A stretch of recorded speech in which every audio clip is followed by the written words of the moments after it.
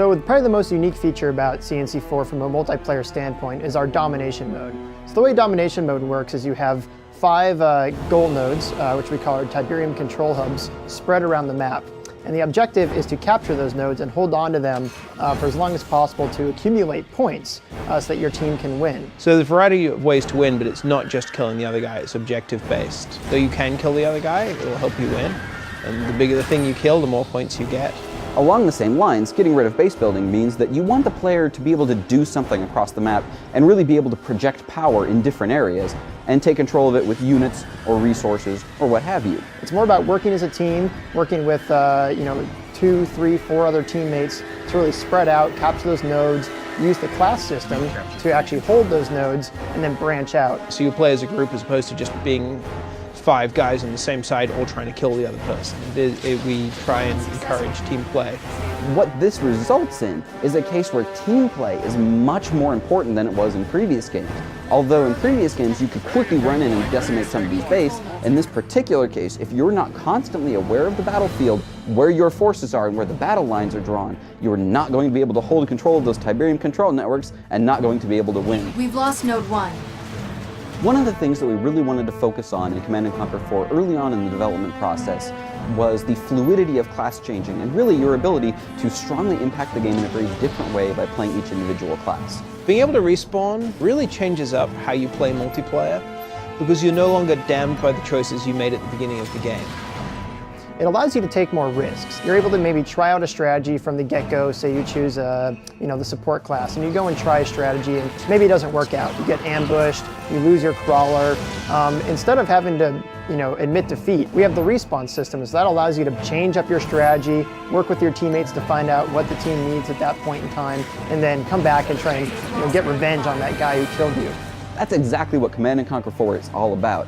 Getting into the action as soon as possible, not having a whole lot of wait time in between, and being able to make those split-second decisions that turn the tide of battle completely in the other direction. We captured 3 control nodes.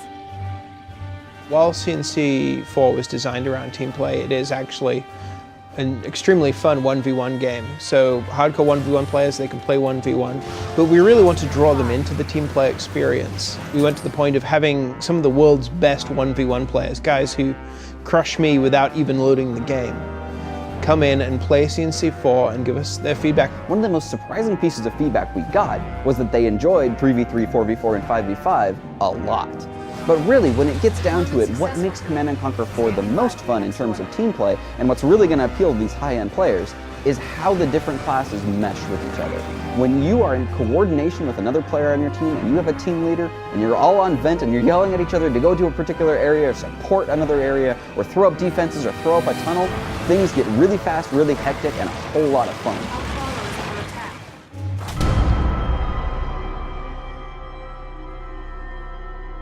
Just like in multiplayer, it's going to be very important to coordinate with your teammate in co-op to have the most optimal single-player experience. Yeah, you could both build tanks, but ultimately when something flies into your radar, you're not going to be able to shoot back at it. It's the best idea to have one player as one class and another player as another complementary class. Where, the class that you're playing, the class that your teammate's playing, the communication, all of that is still there. And so there we've actually designed our objectives, so it's more about how you go about completing the objective. Usually if you're in a defend mission, you can have one player play as defense and another player go as offense and complete the objectives around the map, while one player really creates a home base, creates a large number of defensive structures, and plays the base building game, which is still a lot of fun in these single player missions where you can really hole up in an area and defending. It's a large number of AI forces. We don't want it to be, this is the offense class objective. It's more about, this is the objective. As the offense class, you could take this route, but if you were playing as offense and your friend is defense, this is a good way to do it.